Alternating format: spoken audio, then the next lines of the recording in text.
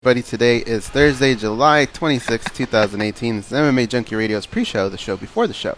I am Goes. To my left is Dan Tom, the voice you hear in your head. That's Danny Okers. Confirm it. That's me. And we have our special guest, Andrew Simon, here in studio today. James Vick will join us via the phone. Gorgeous George is back, but he's in California. He's in Orange County. And he should be walking into that studio anytime. Anytime here in the next couple of seconds, hopefully. No different than Vegas. No different than Vegas, yeah. Anytime in the next 20 minutes. Yeah, no different from Vegas, except it's a studio that he doesn't really know well, and he's the only one there, and he has the key. He's just going to walk in and hope everything works. He'll blame traffic. He'll blame traffic in L.A. That'll be the way to go. That is the one thing. 2 minutes. I don't think anybody's really called him on it yet, so he's gotten away with it, but he doesn't understand that people leave early because they're aware of traffic. That Correct. Traffic is not an excuse. That's right. Yeah. Can you turn up Andrea a little bit, Dan Tom? Yeah, I can't hear myself either. All right. Hello? On George is okay, gotcha. Sorry, I thought he was on one over. No problem. There we go. Now I hear myself a little. How many texts and emails do you get per day? Couple hundred. Couple hundred? Do you answer them all? I try to answer most unless they're just obnoxious, you know. Do you ever? I mean, I get the ones like every promotion on your network sucks, and I'm the best promotion on the globe, and they put on their first fight last week, you know. So those I sometimes ignore. Do you still get a lot of that? Yeah, of course. On your network, nonstop. Yeah. I mean, just think about how many networks are, going to broadcast MMA, and it's not a lot. I mean, you talk about next year, it's going to be ESPN and. Yeah. I mean, NBC Sports. What do you miss the most about the old days? That you knew all the fighters. That's true. Yeah, it's tough to do. What about the Japan trips? You don't miss those? Well, I love Japan. I miss that. But I'm just saying there's just so much content. You can't digest it all. I mean, there's no way to watch everything going on. What's the extent of your Japanese? Turn up 30. Did you pick up on anything? Nothing. I know the subway system.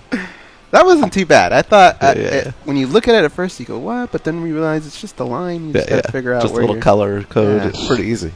Always feel accomplished when you can figure out a subway system in another land. I have easier taking that than New York. Hi guys, coming up, stand by. I get lost every single time I use the subway here. Yeah, I grew up in New York and I'm lost there.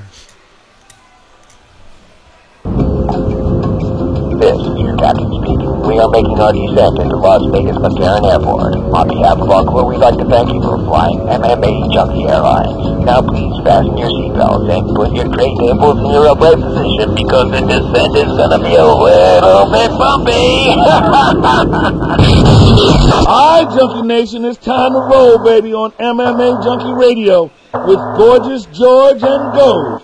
This is what we doing while we do it, baby. All night long, we rollin'! Yeah! The MMA Junkie Radio revolution is upon us. There's no escape. No escape. Through the vast frontier of cyberspace and through a sea of stars in outer space. One small step for man, one giant leap for mankind. We've solidified our combat communications stranglehold. We are controlling transmission. With the use of MMA Junkie Radio and SiriusXM satellite radio technology. MMA Junkie Radio. Commence transmission.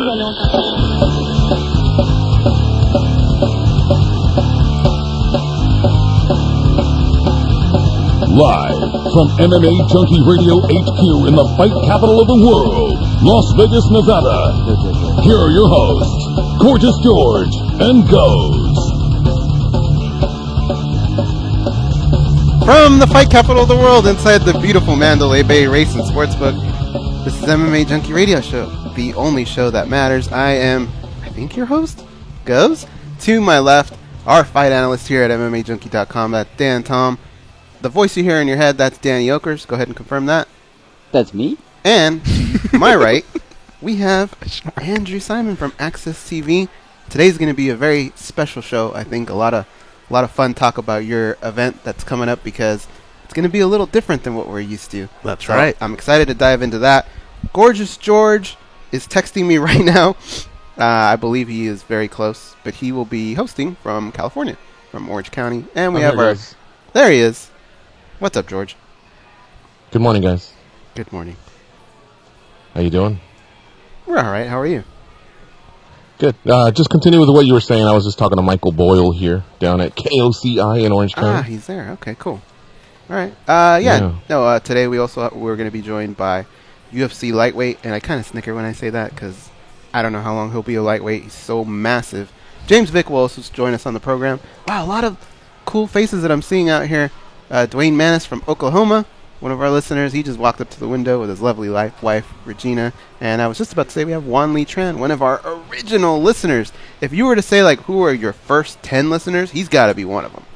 So, and I saw Frank Trigg at Morongo the other night, did talking you? of old Junkie Radio Yeah. and Tag and all good that. old Frank. I saw Trigg. He was reffing our fights on Friday night. So Frank Trigg is now doing a lot of reffing. Yep. And this gentleman here that I just brought up, Juan Lee, he just did Herb Dean's course to become a judge. Well, there you go. So he graduated. I believe him and only maybe a handful of other people graduate. Big John McCarthy says that most of the classes fail, and he was one of them that made it. I think Chris Lieben was another one that passed.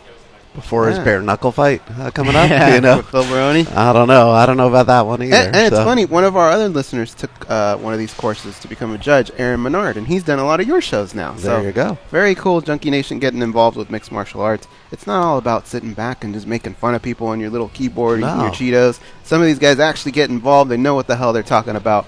Gorgeous George, you back?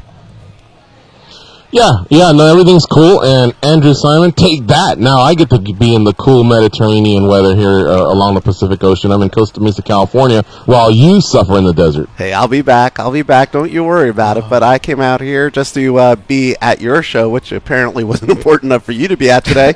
So I decided to come on into the studio and have some fun over here. George, suffering. Well, this is where I could say something to Andrew Simon that would completely crush him. But I'll take that one. Well, good luck with the soccer. Hopefully they don't cancel. I think it's a good 90 degrees out there too, right? Yeah, and you know what? It's sticky. Up until when I took a shower this morning, I've been sticky for the last 12 hours. I don't know. Go ahead, insert your joke or whatever. But seriously, man, that's I'm constantly sweating. It doesn't stop. And usually when you park and then you walk and you go up a flight of stairs or down or whatever, and you grab your stuff, that's enough to make a big guy like me perspire a little bit.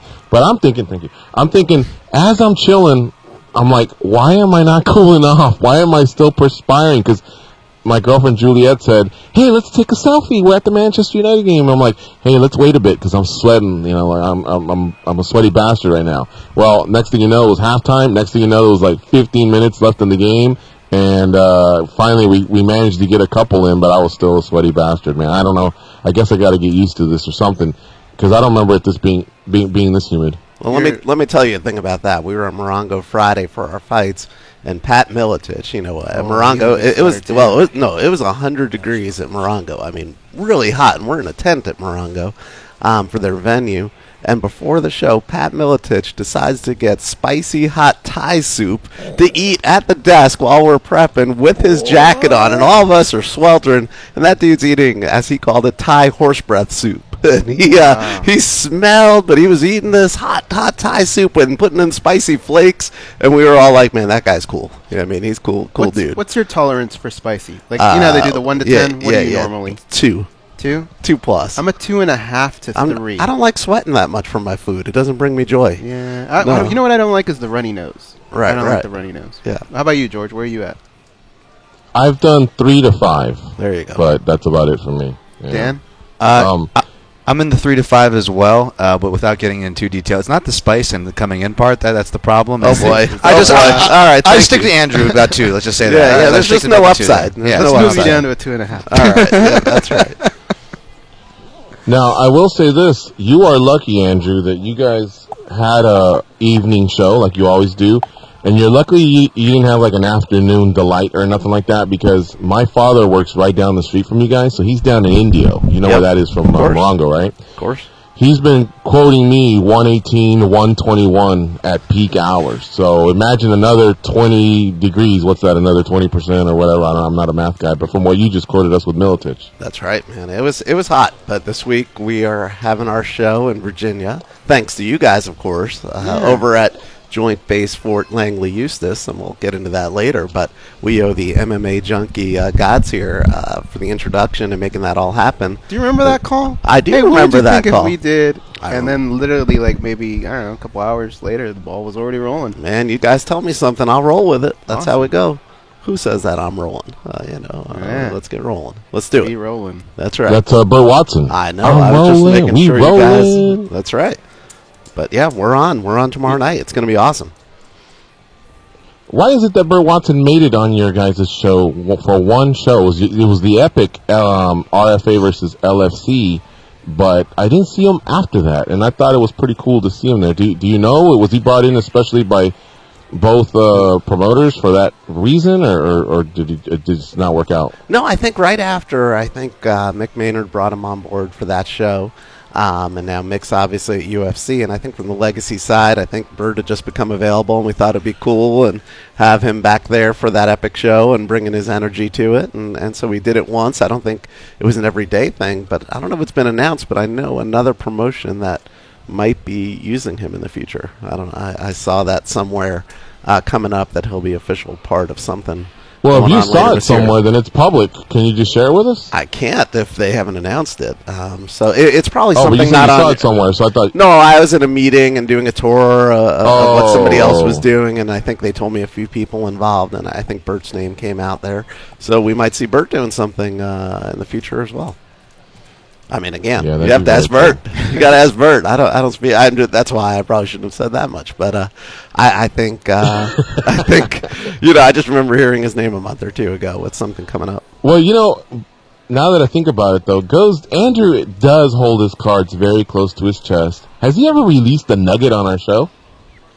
A nugget, yeah. I'm trying to remember. It was one that had to do with a Japanese card. I remember where you go. I believe you were like, fuck it. And you just gave us the fight. I am sure I've released stuff, but as a businessman, I wouldn't be able to do deals if I talked about the deals before they happen. Then nobody would ever trust me with their information. So 11 years in the business at this point. I mean, something's going right. Usually, it's a 2-year, 10-year martial arts. But our audience is going, oh, this guy's a chicken. Chicken. I still have a job after 11 years. It's a good thing, I mean, if I listen. Well, those people are listening and they're at work and they have jobs and they're saying, oh, this guy's a chicken. Come on, Andrew. You got an hour and 50 minutes to release something on our show. I told you about Pat's hot soup. The hot soup was something nobody knew about. That was a big deal. Big deal to the crew. As Miletich was eating hot soup right before air. Ron, jacket off. I had my jacket off. Ed had his jacket off. We were all in awe. It was impressive. It was a feat of strength that only a Bettendorf, Iowa man could do. So, very impressive. Pat Miletich still does those 100-mile runs, though, right? He is. He trains for that 100-miler, and I know they were doing a lot of the Army combatives this week, and we're going to have a lot of videos coming out of both Phoenix and Pat and Ron doing combatives training and working with the Joint Base Air Force. I believe it's Air Force and Army base, right? So I'm working with those guys, but I know they're wearing Army T-shirts throughout. So I've seen Army T-shirts in all the footage so far. Cool. So I don't know. We'll see. Maybe it's because of the Army combatives piece. But in some of our trips over to that base, we've had moments where we've put the MMA fighters that we bring along against the troops in like push-up contests, and we don't fare too well. Those guys, they can go. Miletich might do all right. Who was it was Paul Felder, right, guys? And Colby Covington was screaming at him, cheering him on, and he lost to some of the groups. Yep. And then I think the other time was it Eric Nixick, George, that he went up against the troops. Yeah. They can go, man. I mean, we have like Navy SEALs on this card. We got, Marine Corps folks. It'll be interesting. You were trying to do something there. It was kind of hard to find some Army guys to fight over there. But, you take a look, and this card's going to be awesome. It's going to be a fun time over there. And like you guys know, I assume the troops will be going nuts during the fights, which will be awesome. I think this is our third time. No, I'm not making it. I had meetings out here and then in L.A. this weekend. So Adam on our team is over there, and the rest of the gang is over there. So I will be watching faithfully from Las Vegas as I always do if I'm not there. You can watch it on Access TV Live, by the way. That's part of the joy of our network. You can watch all these shows live. That is correct. 9 p.m. Eastern start time on Access TV. Now, you'll have to check your local satellite and cable listings, but if you have DirecTV, like Goes and I, it is channel 340. Been watching it for many years. All right, cool. Well, yesterday, just to update everybody, because we do, a lot of people know a lot about Goes and I and our personal lives as well, and as you all know, my dear friend Big Ralph, who you've seen on the show, who you've seen at Junkie Gatherings, he lost his daughter tragically this past Sunday morning. And so yesterday I headed thank you, Goes, and the gang for covering for me yesterday as I traveled to California. And I was able to spend some quality time with him. But wow, Goes, so sad, just Big Ralph's house will never be the same, obviously. And it wasn't easy, I got to tell you. I walked in and I saw Ralph, and Ralph's got those mommy ears where, like, he can be in his man cave, and if he hears the door, right away he'll say, "Hey, what's up, G?" Because he knows I'm coming or something. Mm-hmm. And time for a Big Ralph special, and he'll make us drinks and things like that. And just to on this occasion, I walked in, and he was just in the kitchen, which is at least a third of the way to his man cave, and he didn't even hear me. He was just kind of writing something down, so I kind of snuck up on him and gave him a big old embrace, big old hug. Told him how sorry I was, but it's. Just to let you know, Goes, and Junkie Nation, he wants me to thank you all. Some of you have reached out to him or at least passed on your condolences through us, and it meant a lot to him, and he wants me to thank you all for that. So, very cool. It is a extended family we have with Junkie Nation, and I know a lot of you care for Big Ralph and love Big Ralph because, again, you've seen him at the Junkie Gatherings, or you've just seen him over the course of these past 10 years. He's his house is where I stay when I come to Southern California, so you guys have heard me talk plenty about him. But anyway, again, from Big Ralph and his family, thank you to Junkie Nation. I was able to spend some time with him, and it kind of hit me hard, guys, I'll be honest. I was sitting there, and now we're on like day 3 of Vanessa's passing, so they've had, I guess, some time to be with each other and mourn and grief and everything. But for me, it was unusual because it was like day 1 for me in the presence of that house. So I stepped outside and I went to this little basketball hoop that they have on the side, and I just thought about her because she loved to play basketball. And so any chance I when I was there, she would always ask me, "You want to play a game?" And so from when she was little and it was just horse till when she was in high school and, she was a lot better and we started having, more competitive games, man. I'll miss those memories because it was a lot of fun. That hoop was only there for Vanessa, basically, but it was a lot of fun, playing there. And I guess that's kind of when it hit me really hard. And, but I needed that, I guess. And I knew I was going to go through that. And, but, here we are. And, life obviously just has to move on, but very, very sad, But I got to spend some quality time with Big Ralph, and then a few hours later, I was able to drive on down to the StubHub Center to watch Manchester United versus AC Milan. And check this out, guys. The game was a draw. It was 1-1. And a soccer game can end in a draw, no problem. But because this is kind of a tournament they're in, I guess they go into penalties. I wasn't expecting that, Goes. I thought they were just going to say, "So long, everybody," and they said, "Now we'll rest 5 minutes and start penalties." Did you catch the end of that game, Goes, or the highlights by any chance? I am dumber than you because I was at the gym and we have no sound, and I saw 1-1. Oh, all right, we'll get them next time. Left and didn't realize they actually went into penalties till I got home. Oh, man. So in penalties, I'll try and describe this as best as I can. You each get 5. You're going to kick the 5 no matter what, unless mathematically the other team's out. So, in other words, if my team makes their first 2 goals, or first 3 goals, and Goes misses his first 3, well, even if I miss my next 2, there's no way Goes can catch me, so it ends right there. But for the most part, if mathematically you're still in, you'll finish out the 5. And that's what happened was, Man U made their first 2, and I think they missed 1. And then, we missed 1, and then they caught us. And anyway, just to save you that whole deal, they went through 13 penalty kicks. So when they got past the 5, it was 8 where it was sudden death. Ooh, that's probably not the right way to describe it right now. But basically, winner keeps going and the loser goes home.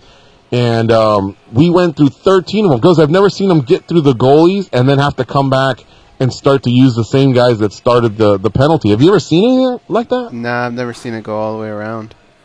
I've seen goalies take them. Oh, dude, and it was kind of cool. Oh, yeah. Well, they took them kind of early now that I think about it, but I guess I'm talking about their 11th spot, Mm-hmm. And you were just seeing big, lumbering defensemen walking up kind of like, I don't do this, but here we go. And so they went up there, and some made it and some missed. For the most part, most of them were making it.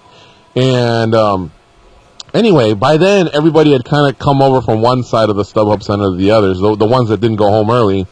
And there was a lot of cheering going on, and both teams were basically in it with every kick, either in it or out of it. So in the end, it turned out to be a really, really classic ending, and sure enough, Manchester United won, and that was it. That was it. That was the end of the hot, sticky night. It just never, it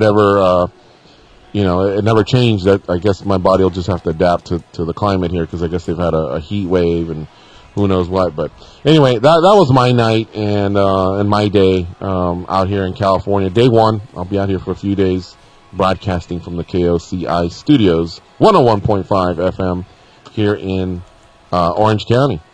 Anyway, how about you guys? Anything? I want to talk about Conor McGregor. We will in just a second. But anything out there that you can report from the studio, Vegas? We got a new Keurig machine this morning, guys. The sportsbook manager here, Matt, came in and he brought us a new Keurig machine. That was pretty cool. But other than that, yeah, business. Thank you, Danny. Business as usual. Just answering a lot of texts, a lot of calls from friends and casual fans asking about this Conor McGregor stuff. Yeah, so let's get into that. Today, he agreed to a plea deal that's going to basically keep him out of jail, and now he can start fighting again, taking fight bookings. Now, remember, there's another guy with him, Sean Cowley. He was a taller guy, bearded just like him, and I guess maybe he was one of the others that had some sort of an assault. It was a big group of like 30, they said. And some of them may have just been pounding on the bus or yelling obscenities or whatever, but as far as like the two that, physically did some sort of a damage, it was those two. So they both had to show up to Brooklyn, New York, kind of to face the music. And the judge said, McGregor, we're going to focus on McGregor here because I think the other one had, minimal charges or whatever. But McGregor, he has to undergo 5 days of community service and 3 days of anger management. Now, remember, guys, and they also have to pay restitution for the bus attack and, deal with the fighters personally, like Chiesa and I think Ray Borg were ones that were affected in one way or another, not just by not being able to fight and claim your show money and everything else, but I think they suffered damage as well, like Chiesa had a cut, a gash on his forehead, which I don't think that one will be too bad. In terms of restitution there. I don't know Ray about Borg's that. was... Yeah, you can... I don't know about that one, my friend. Didn't somebody spill McDonald's coffee on themselves one time? Yeah, that was a different one, but... I don't think that's what Chiesa's going to focus on, though. I think he got his stitches, that's it, he wasn't able to fight. He's going to focus on, hey, I didn't get to fight, and I possibly could have been in line to fight Khabib. He's saying that he would have been the number one guy to fight Khabib. That's what I think he's going to go after, that type of money, what he would have gotten had he fought Khabib or whatever. I don't know. I mean, yeah, sure, here's the hospital bill, but I don't think there's any long-term damages from that cut. He's already fought since then, or am I missing something? You're missing something. Yeah, I think he can claim that he's missed out on a lot of money because of that one incident. Yeah. That's what I just said. Right, yeah. But you just said, hey, it's just a hospital bill, but what happens if he had won that fight and was in line for a title and he could have made $1 million and it affected his career by 2 years and the loss of earnings is $3 million, and on top of that, he didn't press charges personally against Conor, so maybe they made a pre-agreement to get paid to not do that. You never know. I think there's did millions. These two guys smoke crack before the show, or what? We heard you, but you made it sound like it's $1,000 for stitches. But at one point, you said something along the lines of, it's just $1,000 for stitches. No big deal. It's not, man. And then I went on to say that he was the number one choice to face Khabib Nurmagomedov. You guys didn't hear that part? That's the title you said fight. That's not worth anything. No, I didn't. I meant in terms of just the gash on his forehead. That part, I'm talking about just the hospital bill for that. That's not what he's concerned about. He's concerned about the restitution for not having fought on that fight card and everything that came with it. Right. I clearly said that. And that's money. That's money. I'm tracking with what you're saying. Yeah, yeah. I think it was this. I'm tracking with what you're saying. I think it was the one statement that threw him off. But right. go on. That's right. Fake news from George. All right. And then the other one is Ray Borg. Now that one. That's right. A little heat last night, a little heat stroke, a little humidity. Come on. Anyway, you two going, hey, are you going to touch on the Manchester United AC Milan game? I would say, I just did it. But what, are we crazy? The both of us react at the same time and nothing? Is Dan Tom crazy? He heard me. I am crazy, but... Danny Okers, did you hear me? Hey, he just said you're crazy, so you lost. You just said it, you lost. All right, go ahead. You can't set me up like that. You bastard. So then Ray Borg... He had glass in his eye. He hasn't fought since then, right, guys? He hasn't fought since then. Now that one could be, even bigger money. But I think a lot of it also had to do with he had the birth of his baby, and then there was complications there. So anyway, that's stuff that will be sorted out, and I think that's obviously going to cost Conor McGregor a lot of money. But circling back to, you also have to go to the UFC. The felony. Yeah. To the what? Well, you have to go to the UFC. I mean, listen, this went away for a reason, George, and my impression where everybody's worried about whether Conor comes to a deal or not. The UFC had the biggest suit against Conor possible, that they could have claimed pay-per-view losses of 100,000 buys at $50, and we're talking mega money at that point, of hundreds of thousands of buys, and wrecking that card, taking away fighters that would help him in the future. So my gut is Conor. You see the UFC suing him though? No, but I see that the deal that Conor would have gotten before will be a lot lower. Because UFC is going to say, hey, you cost us $15 million. We're not going to sue you. We're taking that off off this next fight. You owe us 2 fights, and this is what it's going to be. Mm-hmm. And he's going to have very little argument, in my opinion, at that point, because he cost them, and they had real financial damages that are very easily provable. Going back to Ray Borg, the one thing I've always heard about injuries are anything with your back and your eyes is very hard for people to prove against you. Yeah. And so I really think that if he wanted to, he probably could push this pretty far. Now, granted, I would imagine on the other end, people are going to make life a little difficult for him. But if you're cashing in a big check versus having to train for a couple fights to make that money, it might make more sense. Hey, and also, didn't they both get protective orders on them as well? Yeah. So, those don't come without asking for a protective order. So it's not like they're buddy-buddy and pal-pal at this point. Those guys want protective orders. Now, the one piece where that hurts is if they happen to be a pay-per-view with Conor and got a split of the money. So by being protective orders, they can't be on the same card, meaning they can't get a rev share piece on a pay-per-view split. So, but the fact that they both have protective orders would probably mean they asked for them. Yeah. Let me ask you guys a question. Let me pose a question really quick. We've seen things like this happen with other athletes in other sports. Hell, we've seen John Jones go through quite a cycle of these types of things. With Conor McGregor, do you feel like this is the last brush he's had with the law, or do you think this is something that's just going to repeat at some point again in his career? Did he learn his lesson, in other words? If I were an odds maker, I'll give my answer first and just put it this way. If I were an odds maker, I think I would open that line as a minus 260 favorite for yes, he will commit, be on the wrong side of the law, in or out of his career, yeah. Andrew? Yeah, I mean, you take a look at the great showmen in our business, whether it was Ali or any of them. I mean, he used to pull up in buses with megaphones outside opponents and cause a ruckus. I think Conor also looked at this as a mega way to get his name and people talking and everything else. The only piece would be what the probation is on that. On this, I don't know what his time to stay out of trouble is, but I don't anticipate he'll want to violate any stipulations of the plea that he has. So I don't think he's that off unless there's other things going on with him or other abuses that could cause him to act irrationally. I think he'll try to stay out of trouble if there's any stipulation during this plea deal. What about you, George? Well, If you mean similar to what he did in Brooklyn, where it harms the UFC and other innocents, anything that would while put trying him to in prove front a of a point. judge.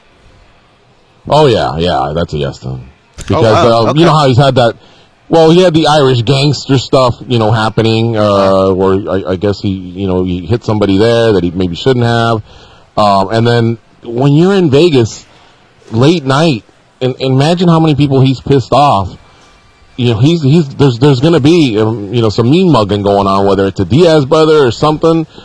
So even pushing and shoving can get him in some trouble. I'm sure there'll be some sort of probation period. So because of that, if you're calling it just a brush against the law, I say yes. He doesn't seem to me that he's out of this phase of, hey, I'm just a bad boy, we'll say, a superstar jock that just kind of gets in trouble. I've seen it with like Pac-Man Jones and other guys. That's just their thing, man. They do it. I thought fatherhood may have set them straight, but apparently not. No. But as far as just anything where he purposely can go against the law, no. But 3 a.m. in a bar somewhere in Ireland or in Las Vegas, something goes down, pushing and shoving, something simple, no one gets hurt. Yeah, it'll still make the news, and maybe no charges will be filed, but that for sure, I see that happening. I don't know about you guys, but if you've ever gone to court for anything, even if it's a parking ticket or a speeding ticket, for me, that feeling of walking into that room is disgusting to me. I'm so petrified just knowing that on the other side of that door, I could be going somewhere where I'm going to have my freedoms taken away. I cannot stand that. Yeah. I would I mean, knock on wood, I would never ever want to be in that situation ever again, and I just don't understand how even if you're a celebrity, how you can go through that, having to put on the suit, be there when somebody tells you, and stand in front of a judge, and I don't know how you would ever want to be back in that spot ever again. I think there's a piece that you must feel invincible, right? That nothing bad could happen Yes. to you. If you're going to start throwing stuff at buses and get into fights in the middle of the night, and get in trouble with the Irish mob, and there's things at that point where you don't have that rational thinking that you're going, well, I might go to jail because you think you're above that, and that's not going to happen to you. And so far, again, we can get into a whole other discussion, but money does seem to get you out of a lot of these situations, and that's a problem with our justice system in a way. That you don't have money, you're going to be sitting in jail for waiting for bail. You have money, you have bail, and you're out, and then you get a great lawyer, and they figure out a plea. So it is an unfair system in that regard. That and especially if there's we looked at Floyd Mayweather at one point, who didn't have to go to jail because the economics of the fight were so big to Nevada that they held off his jail time to make sure he could put on a multi-$100 million fight for him to make, so he didn't have to go to jail right away. So always remember, it's kind of a crazy system when it comes to combat sports. I have a buddy who, I don't want to throw his name out there, but he told me today, he goes, do you remember in junior high he threw a rock from school at the passing cars and hit a window? Yeah. Because I went to juvenile hall for that for Yeah. about 2 weeks. Yeah. Because how does this guy get a dolly, throw it through a bus window, do all this stuff to people, and he's fine? That's right. I can't believe it. Well, he's going to pay, but he didn't have to go to jail, which is impressive. But there are fighters like that. Though it's power.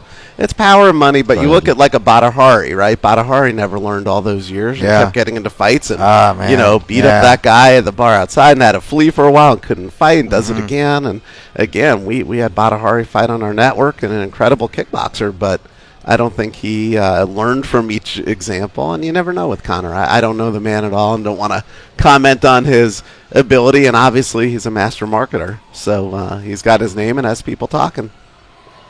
Yeah, it's not the wealth, it's not the cockiness, though those are contributors.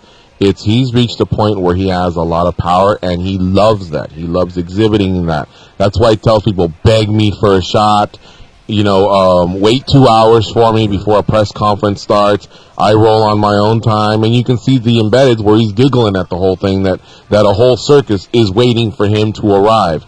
And so that's why when you see people take that power away, you see his frustrations. I'll give you a quick example. Do you remember when he showed up late to I think it was the second Nate Diaz fight? He showed up late, and so by then Dana White said, roll with it, ask questions. All of the questions came in for Nate Diaz. He answered about 5 or 6 of them, and then he looked over, and his big brother Nick told him, let's roll. So they roll out just as Connor's arriving. And you can see Connor thinking, holy shit, I have no one to punk for the next 30 minutes. You know, like, these jokes are way better when my opponent is sitting next to him and he's got to sit there and look frustrated while I'm doing them. And the Diaz took all that away from him, and that's why he was so pissed that they were leaving. That's why he started throwing bottles back, because he basically there was nothing left. You know what I mean? So that's what I think future opponents have to look at. I think Khabib's going to be able to do that in a way, because a lot of these jokes aren't really going to resonate with him. But you know, that announcement, I guess, is yet to be made. But I'm hearing that fight will happen in October, UFC 229. Anyway, we're running a little behind here. Let's take this first commercial break. You're listening to MMA Junkie Radio on Sirius XM Rush 93. Stay close. We'll be right back. We have Andrew Simon in the house.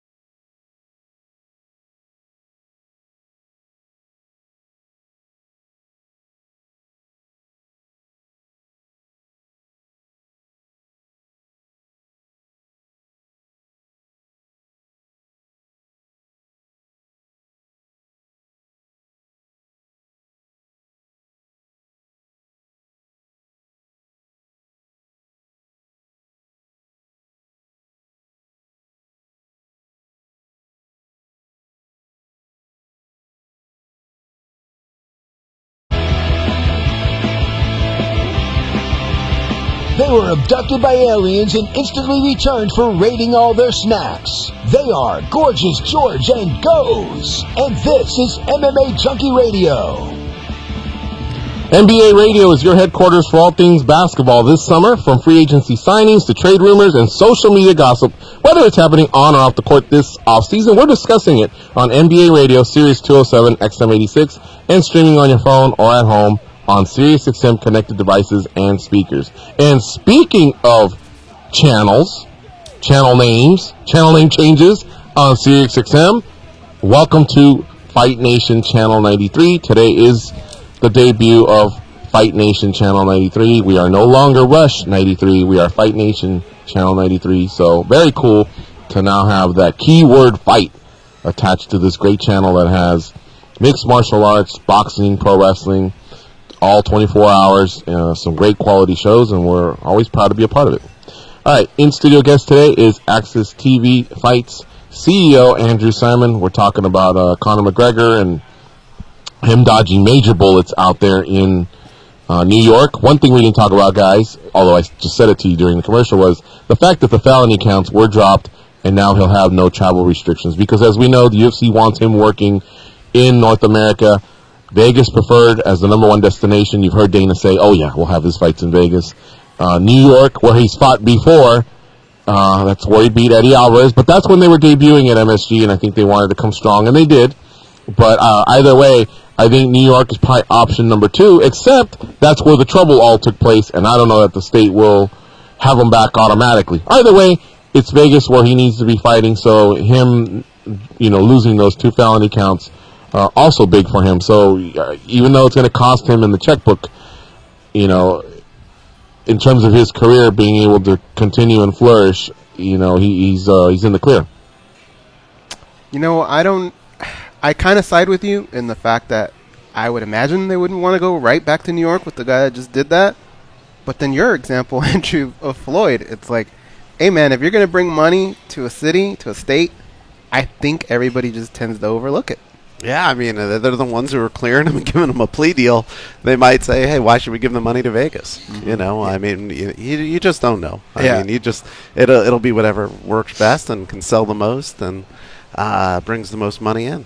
Yeah, see, all this stuff you guys are talking about makes sense to me, and I don't know about you guys, but it didn't surprise me when it came out. But the more interesting thing is something that Andrew touched on, is the fact that how much is it going to be taken off the top of Conor's pay? There's no free lunch anywhere, no matter who you are. Yes, money does pay you stuff in the legal system, but it's going to be kind of what Andrew alluded to, made up on the back end as far as their contract deals. And you heard in the interview today with Audie, Conor's manager, saying that he wants to get back to where their relationship once was, and according to what our own MMA Junkie John reported and tweeted, that Team Khabib is ready. So I think all eyes right now are going to be on how fast the UFC and Conor's team can come to an agreement. And I got to imagine the faster that comes together, that means the more beneficial it was for both parties. Who knows? We'll see what happens. Yeah, I mean, I think the argument you're always going to hear is, but the UFC needs Conor. And I agree, they do need him.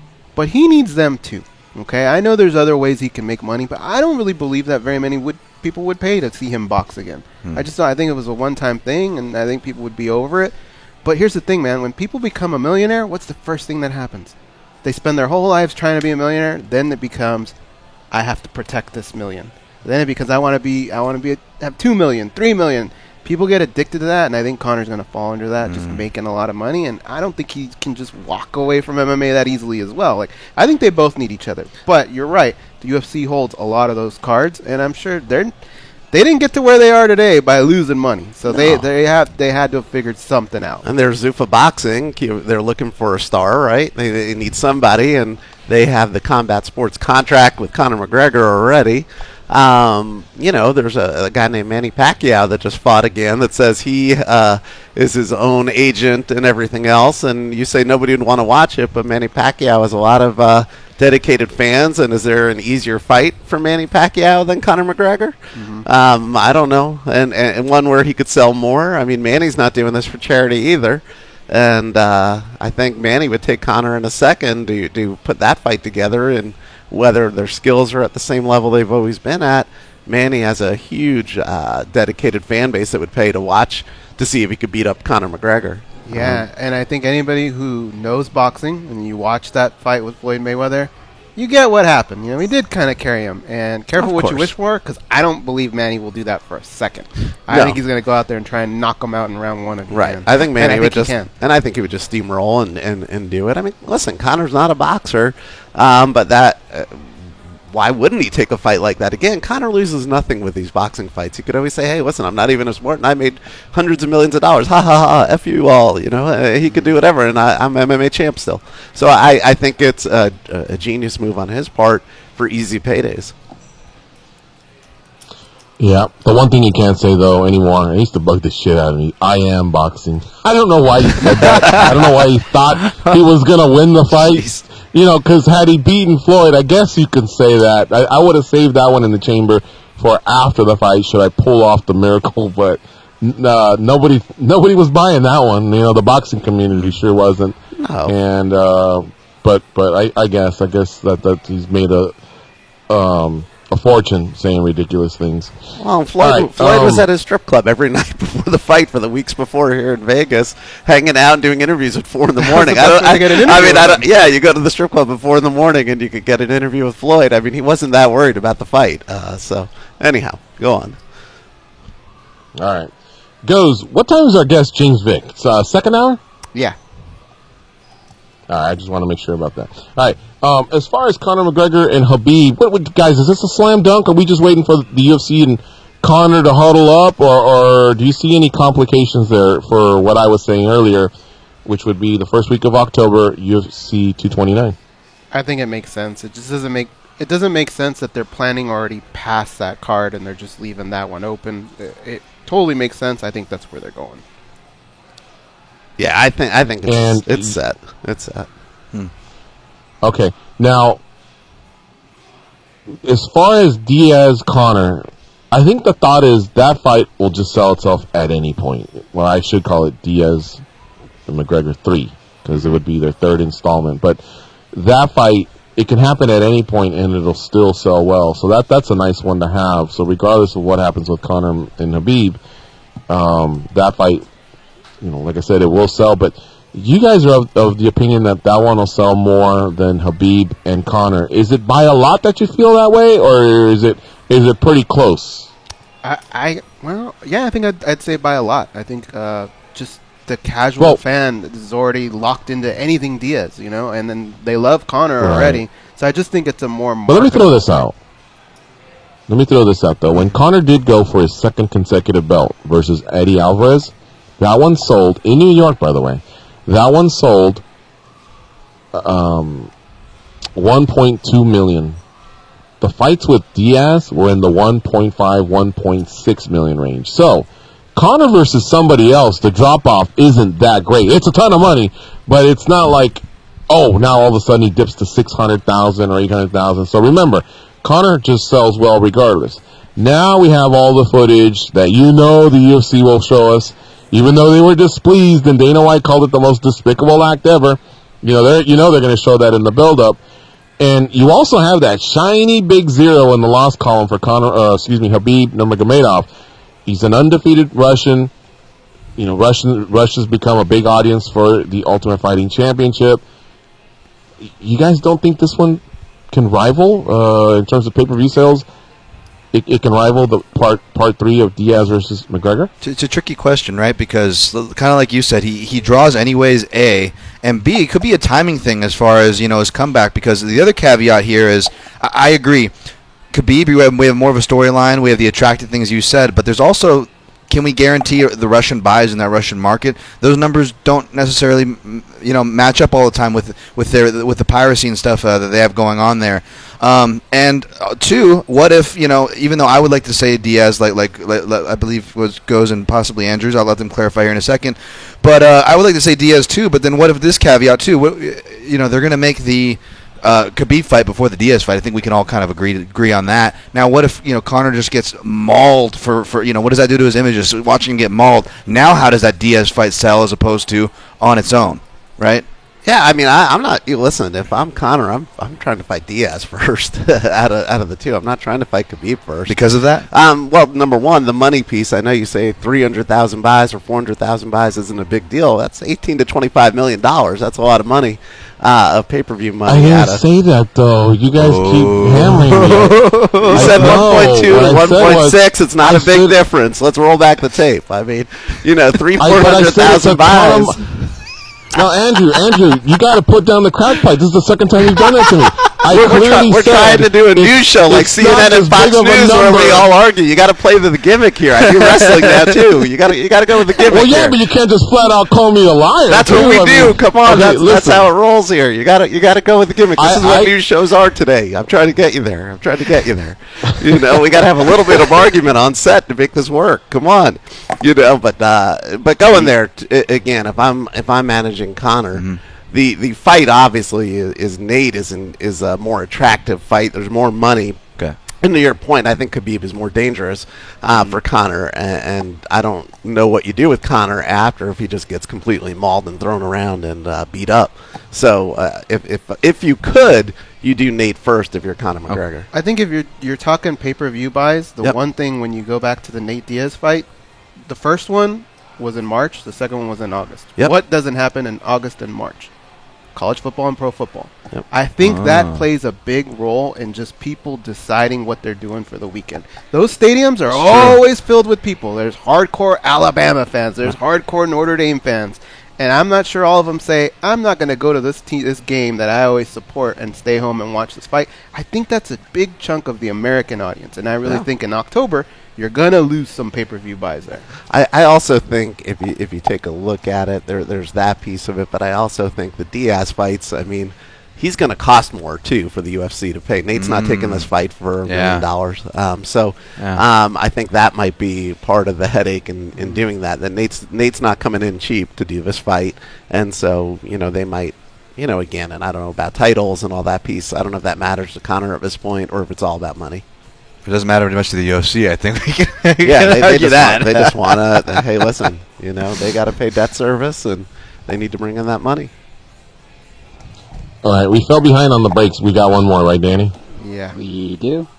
Yeah, we should crank this one out. You're listening to MMA Junkie Radio on Sirius XM, Fight Nation 93. Stay close. We'll be right back.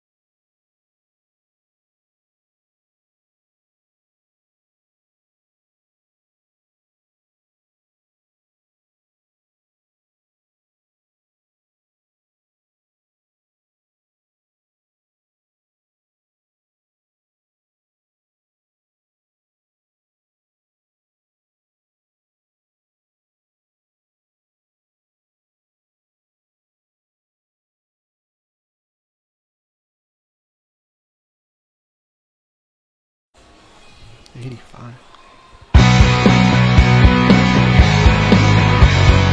Good, you're still here. The boys are just getting warmed up. Now the real show begins. Take it away, boys.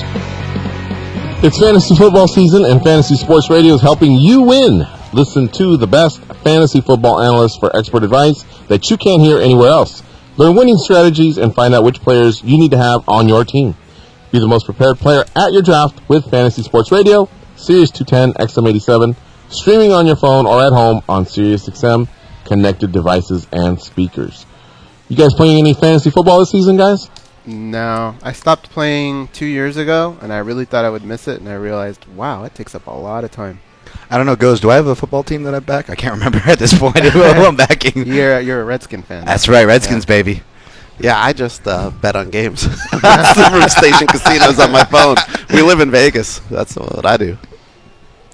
You know, a buddy of mine was telling me, hey, let's get the band back together, let's do it. And he was talking about a group of 8 guys that we did it for like 20 straight years. And I told him, look, I don't know, because like Ghost said, it is a lot of work in a way.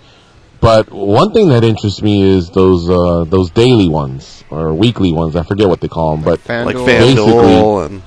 Yeah, you just wake up and say, give me these guys for today. It's a form of gambling. And if I win, great. And if I don't, okay, maybe I'll see you next week, or maybe I'll see you in 2 months. I think I may prefer that pace, like Ghost said. I haven't tried it. Have you guys? I haven't. I did. We had them as a sponsor for a little bit. So I checked it out and tried it out. The issue was the two companies at the time had been sharing information using mathematics, and they were winning each other's tournaments all the time. Man. So I know they cleared that stuff up, and that's why they went away for a little bit and have come back. What was the other one? Was FanDuel and someone else, right? Yeah, it'll come to me in a second. DraftKings. Yeah. Very good. Yeah. So we had. What were they doing, Andrew? The employees of one company would have the data of where the best picks and would know what the best outcomes were, and then could go to the other service and win these tournaments. And so, because it's a mathematics play, and so there were some issues if you look up the story online, which is why everybody was asking for regulation at the time, and this isn't fair and it's not legal, because they were winning the biggest contests of each other's tournaments, and it wasn't illegal because it wasn't regulated, but it really, the fans weren't at the time winning the big paydays on some of those. So, did you do it for when you said you participated? Did you do it for football or MMA? I did it for football. Oh, okay. For football. All right. Yep. All right. Well, I might look into it, I guess, if it's regulated. And like I said, I wouldn't do anything, big or anything like that. But I think I may want to give it a shot. And like I said, maybe even apply it to MMA. I hear a lot of people have fun with it. And the good thing is you don't let anybody down by not, turning in a roster on a certain week. You can just do it at your own pace. So I'll check it out.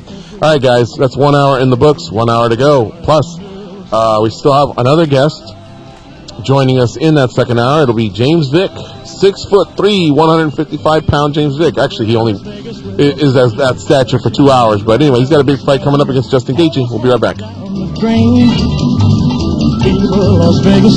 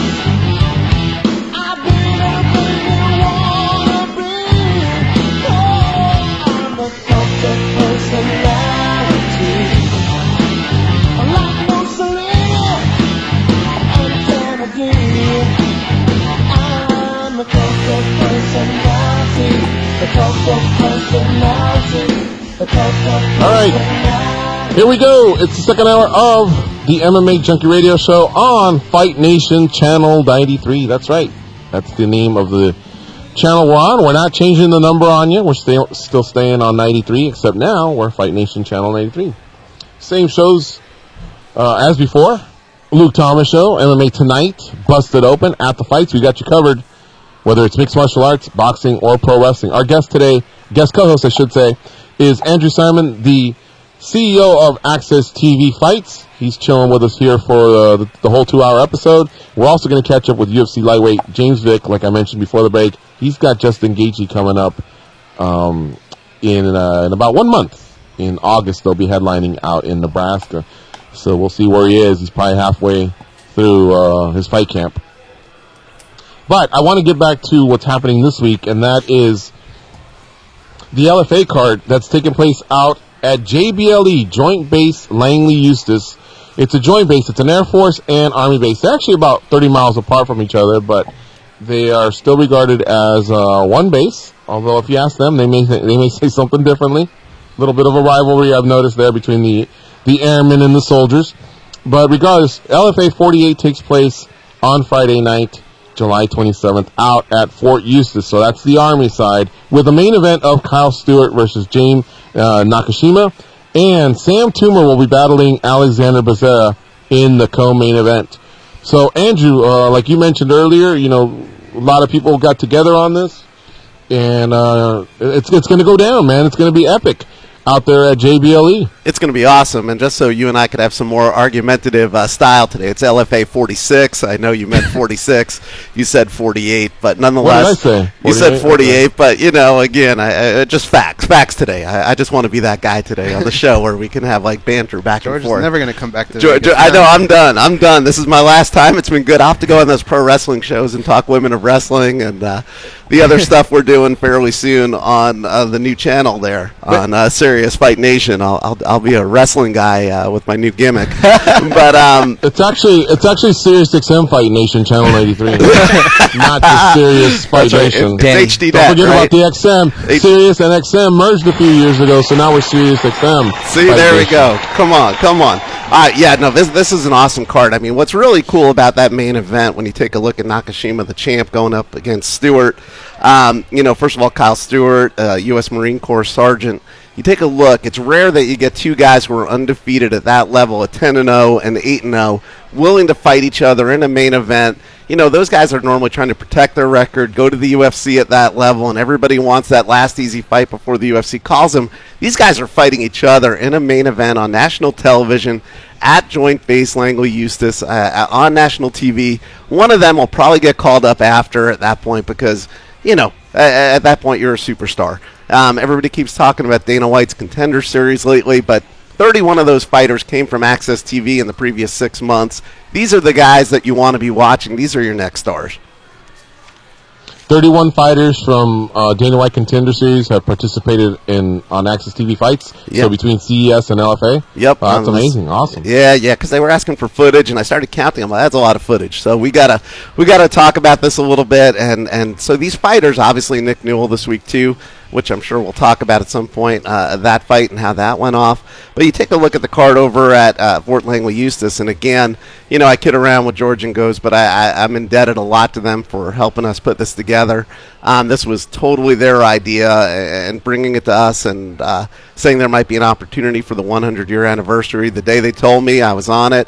And all the people over at LFA, and I know Sven Bean and Ed Suarez and their whole team have worked hard now, and Mick Maynard originally to make this happen, and it doesn't happen overnight. I mean, that's why people are always asking me the night of the fight. They're like, man, it's busy. I do nothing, honestly, the night of the fight. It's 8 months before trying to make some of this stuff happen, and that's where the work happens, and you guys made this one happen, so thank you. Well, thank you. And you know, you're the CEO, so I think you may have the power to do this, but how about like a producer's credit? We've never had one of those. That always cracks me up when you watch a movie and they have like 50 producers or whatever. Yeah, you know, I don't even think we used to do those at the end of the show. Daryl used to do them, and I don't think we even do them anymore. If Can I be an anything, executive producer? I'd love to be an Just make executive George a regular producer. You know, all that stuff. I mean, this show's going to be special, though. I think It will. you guys know better than me from being there. You told me 5 to 8 times. I think you've been out there. And I know you guys have a special bond out there. So, you know, for me, I'm just excited that our guys are out there now. Pat Miletich and Phoenix and Ron Kruk have been working with the troops since Tuesday, putting together pieces at the base and doing Army combatives training. And Pat Miletich and Phoenix have both been working with them. I don't know what Ron's going to share on the mixed martial arts side, but both Phoenix and I know Pat could teach him a thing or two. So they've been having a great time out there. I think 4 a.m. wake-up calls. I think the general's having them to their house for dinner, and it's a big deal, and they've been having a great time out there. I have a feeling that the energy, and George, you can co-sign on this, and Dan as well, you've been to the base. The energy, the difference from this card to other ones, I think, is the energy that the troops bring. They're going to make you believe that every fight is the main event. Yeah. Because they're just into everything. Like they get up on their feet, and the fact that a lot of these people on these cards have actually served in the military. Yep. You're going to see a lot of those people going nuts out there. I think it's going to be fun. Now, what's going to happen when you have Navy SEALs and an Army Air Force base, George? You know, you've been there. Do they cheer the Navy SEAL? Do they boo a Navy SEAL? What goes on there? Well, I don't know that they'll go out of their way to boo them viciously, but some, you know, the boo can kind of carry. So, yeah, there'll be a little bit of a boo. But more than anything, the Army guy will just have more pop for sure. That will definitely come out, but it's nothing malicious. It's just friendly jibes, you know. Like, you know, they're not necessarily an enemy, but we just want our guy to win.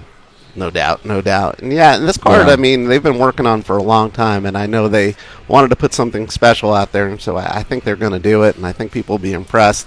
You know, the women starting out the night, you know, we were talking about that a little bit, and what happened was, you know, Mason fought Haley Cowan, who was a touted prospect for us, so she's coming back pretty quick and now fighting another huge touted prospect to open the night in Selena Rowland. Selena, you know, I think went 6-0 as an amateur, and she's making her pro debut, and you know, kind of in the old pro wrestling world of the legend killer of like Randy Orton. If this woman now takes out the next prospect, if she takes out Selena, Victoria will be the new legend killer on the women's side and taking out all these prospects. So I'd watch that fight to start the night. It should be pretty interesting. You know, Goes is right, though. The troops will make you feel special. We've gone out there, and I swear to God, I've lost my voice just on, you know, to use the UFC as an example. You know, they'll have a pay-per-view, which is a five-fight main card, and then they'll have 4 fights on the prelims on Fox Sports 1, and we've gone out there and already started to lose our voice just like 9 fights away from the main event on that first fight on Fox Sports 1, because you want to match their energy, you know what I mean? So this is going to permeate to the announcing team, the whole crew that you bring together. I'm sure you could tell us how many people does it take to do a whole Access TV fights? Are you talking about 50, 100? Same thing. Their level of energy is going to go up, and it's going to be incredible.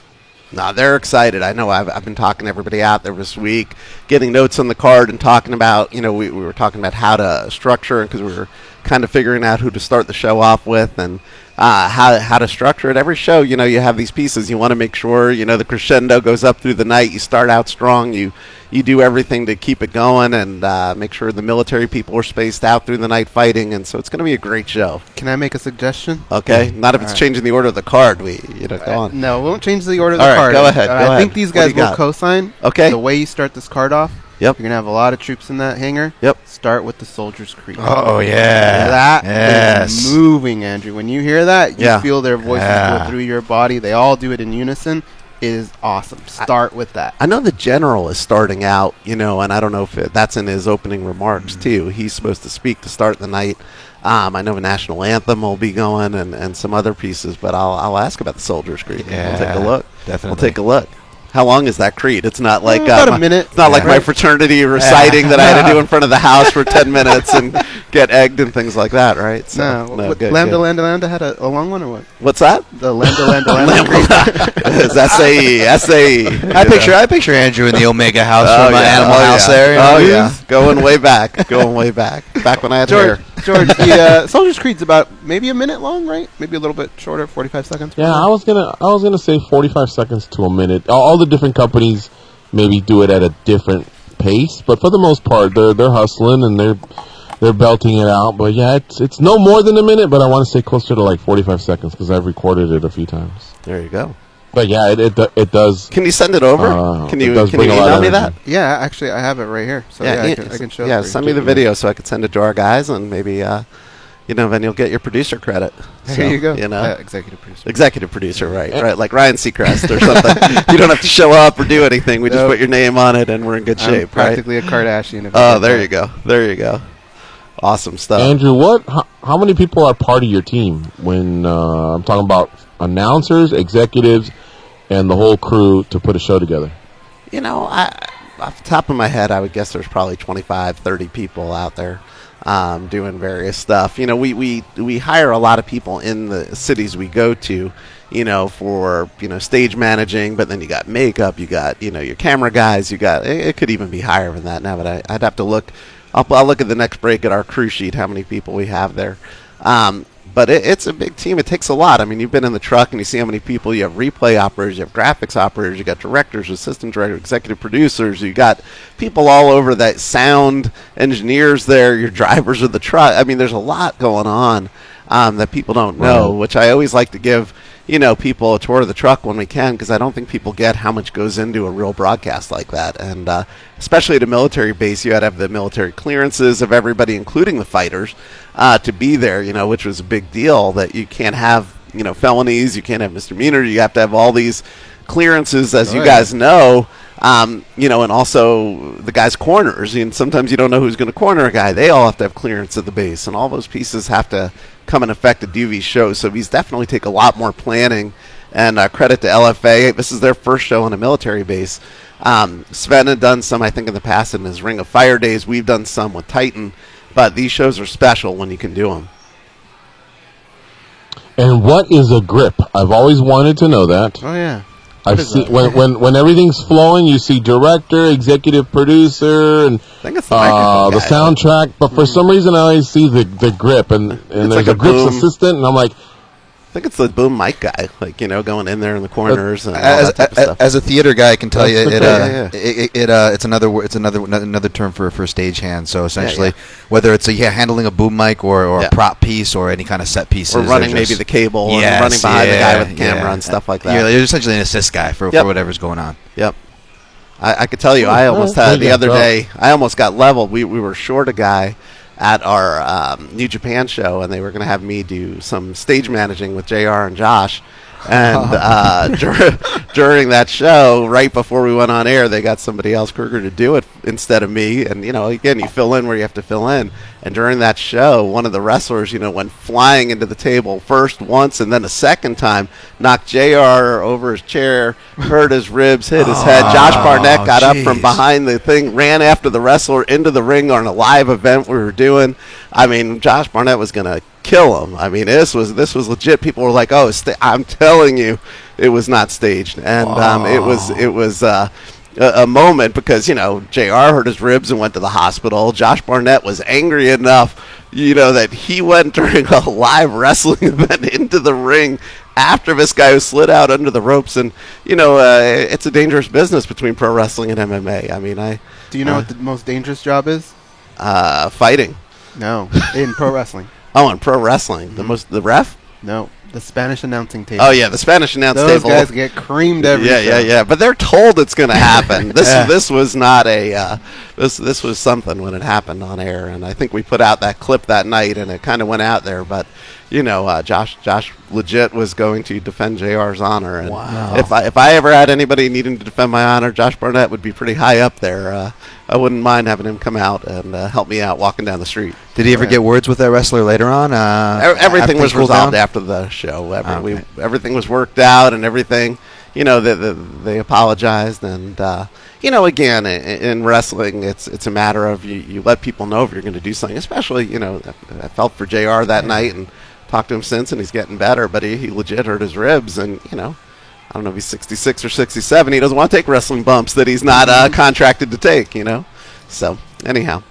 Was it a real apology or a fake apology? No. Listen, if you had Josh Barnett running after you, would you make a real apology? What would you do? It was about I'd do a real apology, but then tell him, no, we were just faking. No, I think it was how legit. did the announcers keep going? How did the announcers keep going? If one guy's sitting there hunched over with broken ribs, and the other guy's chasing after the rest of that did it, how did all that There was no announcing for a bit. We'll have to send you the clip to watch. JR was flipped over. They had to help him up, get his hat, wow. and then I don't know if I can curse on your air, but yes. At the time, Josh Barnett said on there, "You done effed up now," dropped his mic and headset and went into the ring after the guy. So it was something, man. It's live TV. You were there live for that one? I was there live. It was in San Francisco about 2 weeks ago or 3 weeks ago. What was going through your head? I better, we had concern whether there might be a death on national television. We were a little concerned at the time, and we just wanted to make it right. And again, Adam Swift on our team has done a great job with New Japan, and we smooth things over with everybody. And but listen, things happen in live TV, and pro wrestling is as tough on the body as anything else. And I know everybody will say it's staged, it's fake, but I've been doing this a long time between Ring of Honor, New Japan, and now our new deal with Women of Wrestling with WOW with David McLean and Jeannie Buss. And these people work hard. I mean, they work hard. And, they deserve credit for the toll and the amount they work. I mean, it's not 3 nights a year you're fighting. It's usually 250 days a year they're working. And it's tough on the body. But I will take us back to Fort Eustis from wherever, however we got down that. But a lot going on on Access. All right, but you did say Jeannie Buss, and I know that name because I'm a lifelong Lakers fan. Yes. I've been to 10 parades, goddammit. That franchise has given us a lot of happiness over the years. Are we going to get Kawhi Leonard next year? Do you know? Does she drop that in these meetings? I first of all, per my earlier comments, I am not going to talk about anything, if I did know, of basketball trades. I don't think that's something I should probably... Number one, I mean, again, I think on the basketball ops side, Magic Johnson is handling a lot of that, and... from my perspective, I've been meeting with Jeannie and David on the Women of Wrestling side, and we listen, I congratulate her on her basketball deals, but she's not coming to me for any basketball strategy at this point. I work for Mark Cuban of the Dallas Mavericks, so I don't know if basketball is what I should be hearing about anyway, but we've been putting together for the show on Women of Wrestling, where she's the owner of that and trying to really make a great investment in that business. And I think on the Lakers side, I mean, God bless you got LeBron James, and just you could probably see it out there. Everybody's talking about the Lakers for the first time in maybe a decade, so it's pretty cool. Well, that sounds like a yes to me. We're getting Kawhi Leonard next year, goes. We're right in the headline right now, George. There you go. But she's an excellent person and an excellent owner for the Lakers and also for this show. I mean, again, I've just been so impressed by her business prowess. And for those of you that are watching Glow on Netflix, watching that show, David McLean, who is doing this, was the founder of Glow. And we're doing this show, WOW, with him and Jeannie. And, hearing his stories of the old days of Glow and over here at the Riviera in Vegas and how that all came about and where it is now, it's kind of fun. Raps. Yeah, and I like watching, the Glow series on Netflix to get a feel, and then I'll find out what's real, what's not real, and what's fictionalized, but the whole concept, I think, plays in well to what we're trying to do at the same time. Have you seen, I saw season 1. Long live Matilda the Hun, by the way. That's right, yeah, Matilda the Hun. The Farmer's Daughter, Spanish Red. Little Egypt. Little Egypt, all, again, great names in today's day and age. But good stuff. Yeah. It's going to be fun. It's going to be fun. Let's do the daily debate, because we do have James Vick coming up shortly, and then we got to get our commercials in order, and I don't want to miss out on this one, so we'll include Access TV Fights CEO Andrew Simon, who's co-hosting with us. Here we go. The question for today is, what do you think of the terms of the plea deal that Conor McGregor accepted to avoid jail time? Too light, just right, or too harsh? Those are our three choices. Now remember, he basically escaped the felony counts. There will be restitution done towards the people that were affected, by that dolly that went through the window, in the staging area of that arena out there in Brooklyn. And so he's basically being cleared to fight. So he's not going to have any travel restrictions or anything like that. So again, he is paying some fines, but other than some community service, I want to know, again, is it too light what he got? Is it just right what he got, guys? Or is it too harsh? Let's start with you guys. If there were an option that said, "Are you kidding?" I probably would have done that one. It's definitely too light. I mean, come on. What was it? I think a max of 3 days of anger management, 1 to 3 days. Like, what can you possibly learn in one class? I think they could have done a better job. If they're not going to hit him that hard on the other side, at least give him a little bit more community service, a little bit more of these anger management classes to make up for it on the back end. They really didn't do that. I'm going with too light. Yeah, unless that anger management. How about you, Andrew Simon? Or Dan, go ahead. Sorry. Oh no, I was going to say, unless that anger management classes are being taught by the Diaz brothers, it's definitely too light. I get it; it's good for business. I get that. That's how the legal system works, but that doesn't mean we have to like it. That doesn't mean we have to agree with it. And I'll stick to my guns. I think it's too light. I mean, I want to give a contrarian opinion, but who could say that's too harsh? I mean, come on. I mean, again, I think there could be some more community service piece on that one. At a minimum, that 5 days seems awfully light. Didn't Lindsay Lohan have to do 100 days of picking up garbage and things like that? And what did she do to anybody? It's like, I don't understand. I think, Robert Downey Jr. goes to jail for his own drug use and stuff like that. I just think, there's going to be very little learned from that perspective. And from a community service perspective, there'd be a lot of people maybe he could affect positively by doing more. Maybe he would see that if he did take that at all seriously. So I got to stick with the crew on too light on this one. And I'm with you. I can't go against the grain either. I can't believe 7% said too harsh. What the fuck did they want? For the judge to call him a big old dummy? Yeah, exactly. For one, I would have preferred to do more stuff with the community because, I'll be honest, it's a pain in the ass for these famous people. They don't like to do it, but that's kind of what grounds them. So I want to see something like, 50 to 100 hours, something where they have to repeatedly either spend some time there to get it done or it'll cost them for him to come over from Ireland, to come over and get it done in a certain amount of sessions. I don't know. That and hit them in the pocketbook.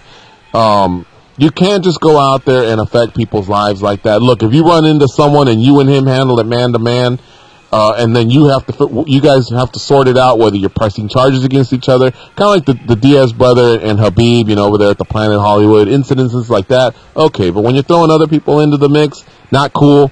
And not to mention, it did affect the show. People paid tickets to go see certain fighters go fight that night, certain matchups that they wanted to see fight that night.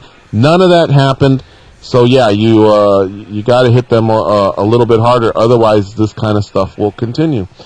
So anyway, there you have it. So I kind of gave away one of the results, but basically the way it boiled down was everybody thought it was either too light, just right, or too harsh. Too light came in at 52%, just right came in at 41%, and 7% said too harsh. Can you believe that? Wow. 7. What's 7% of 879 votes? 7%. That's what, about 60 votes. They wanted him to just sit in the corner with a dunce cap, or what? I don't know. I don't know. You miss recess. Well, that's the guys you want on your jury. Yeah, right. Really. Those are the ones. Yep, that's for sure. Yep. All right. Well, that's today's Daily Debate, brought to you by the MMA Junkie Radio crew and Access TV Fights CEO Andrew Simon. Let's take a quick break. You're listening to MMA Junkie Radio on Fight Nation, Channel 93. Stay close and we'll be right back.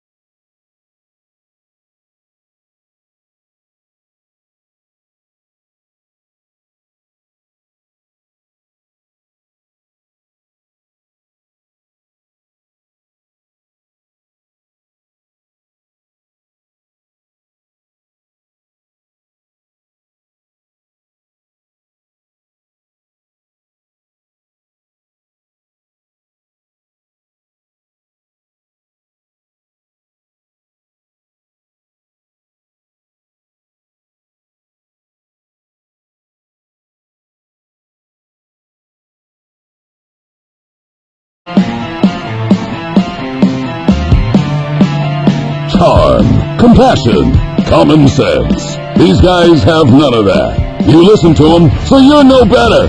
I am awesome, though. They are Gorgeous George and Goes. NBA Radio is your headquarters for all things basketball this summer.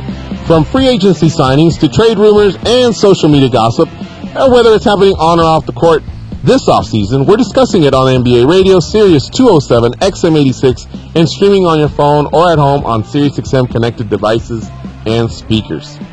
All right, we're going to get to our next guest here. His name is James Vick. He fights for the UFC. In fact, he was out here just a couple days ago supporting his friend Udik, who got, Yusufa Udik, who got into the Ultimate Fighting Championship through Dana White Contender Series. We almost had him in studio, according to Goes, but he had to catch a flight because he's mid-camp right now for the biggest fight of his life, UFC Fight Night 135, Gaethje versus Vick, out at the Pinnacle Bank Arena in Lincoln, Nebraska. They are the main event. James Vick joins us now on MMA Junkie Radio. What's up, James? How you doing? What's up, guys? Glad to be back in the show. Just got back last night, back here in camp. Yeah, man. No, seriously. Thank you very much for doing the interview. And I keep butchering his name. Sodiq Yusuff is your teammate who defeated Mike Davis and is now in the UFC. And I know you are really, really stoked for him. Not only as a teammate, but cha-ching, he delivered, right? I think you Vic's picks came through. Oh, for sure.